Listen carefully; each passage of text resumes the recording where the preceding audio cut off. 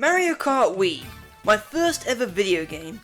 A game that is almost impossible to speak negatively about. You probably know that Mario Kart Wii is divided into two halves, the Wii tracks and the retro tracks. Today we're going to be ranking the retro tracks. This is my top 10 Mario Kart Wii retro tracks. Number 10, SNES Ghost Valley 2.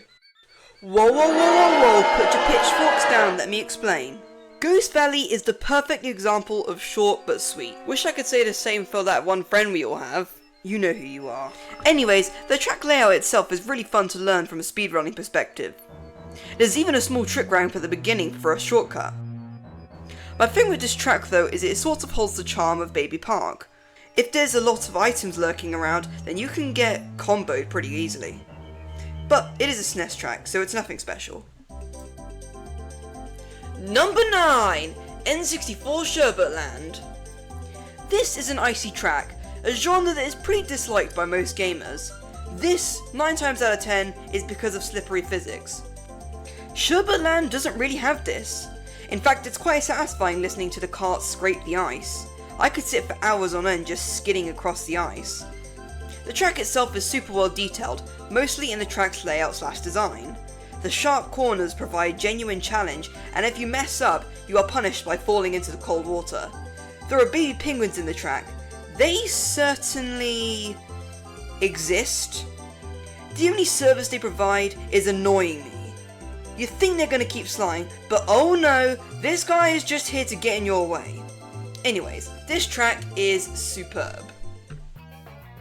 Number 8, GCN Waluigi Stadium. One of the hardest Mario Kart tracks from a competitive standpoint. This track is super creative, with extra details like the Jumbotron highlighting how you're playing, just like a real stadium. There's also newly implemented half-pipe sections in some places. One of the best parts about this track is, unlike in Double Dash, you can trick off ramps, adding more excitement to the track. And much like in Ghost Valley 2, if you get bad item luck, you've got to really test your skill to get back in front. Number 7, Delfino Square. This was already one of the best tracks in Mario Kart DS, so putting it into Mario Kart Wii's engine is just magical. It's kinda like when they put Coconut Mall in Mario Kart 8, you know? The track's visuals are stunning for Wii standards, and the textures feel so natural. It feels like I've been here before, on a trip to the seaside or something. It's really impressive how much of a story a track can tell. There are also some pretty tight turns. Granted, I do think they fit Mario Kart DS's physics a little bit better, and the music goes perfectly with the mood the track is trying to set. Number 6, DK Mountain. DK Mountain is an endlessly fun track. It's relatively simple in design, but in execution, it's a masterpiece. You start the track by getting blasted to the top of the volcano by a huge cannon, then you make your way back down the mountain. There are endless shortcuts to take, all of which I'm too crap to do, and there are a fair share of obstacles blocking your path. Number 5, GCN Mario Circuit. While I prefer the Wii Grand Prix Mario Circuit, this comes in at a very close second. It's actually pretty challenging for a Mario Circuit track. There aren't very many shortcut opportunities, and the change jump section near the beginning doesn't have the luxury of visible lanes like the Wii one has.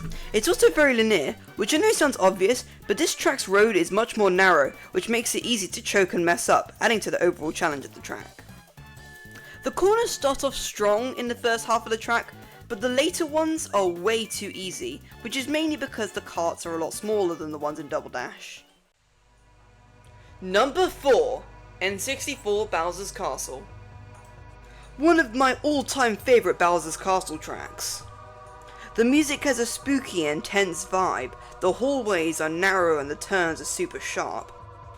The thorns at the beginning require a decent amount of brain power and strategy to get past. The overall aesthetic is super cool and creative.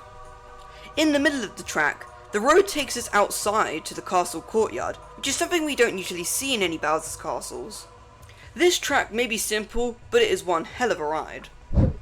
Number 3, DK's Jungle Parkway. A simplistic track, yes, however, this is one of the most creative Mario Kart tracks out there. As you enter the park area, you get launched up a huge ramp, and are then met with some super windy roads with no guardrails. The music fits perfectly with the aesthetic of the track. Another example of short but sweet. Number 2, DS Desert Hills. I know this is a controversial one, but I've always had a huge soft spot for this track. It's the simple things that make this track amazing, like considering this is a desert stage, there's rarely a dull moment. There's always something happening, even if it's something small like a red shell coming your way. And on the note of items, due to the track's smaller size, one bullet bill or spiny shell can seriously affect the rest of the race. The turns are also super sharp. And number 1 is N64 Mario Raceway. Whoa, whoa, whoa, whoa, whoa, put your pitchforks back down. There are so many great things about this track, such as the simplistic nature and the fun and fitting music. There are many great shortcut opportunities, there's even a massive pipe at the end that you can trick off. There is not that much to this track, but that's how I like it. And I do find it slightly weird that I tend to favour simplistic tracks over complicated ones. But for me, it's usually about replayability, and simple things are usually easier to replay. And N64 Mario Raceway is great at replayability. That was my top 10 favourite Mario Kart Wii retro tracks. Let me know in the comments below what your favourite Mario Kart Wii track is. Thanks for watching, and please consider subscribing, it's free, and you can always undo it later. See ya.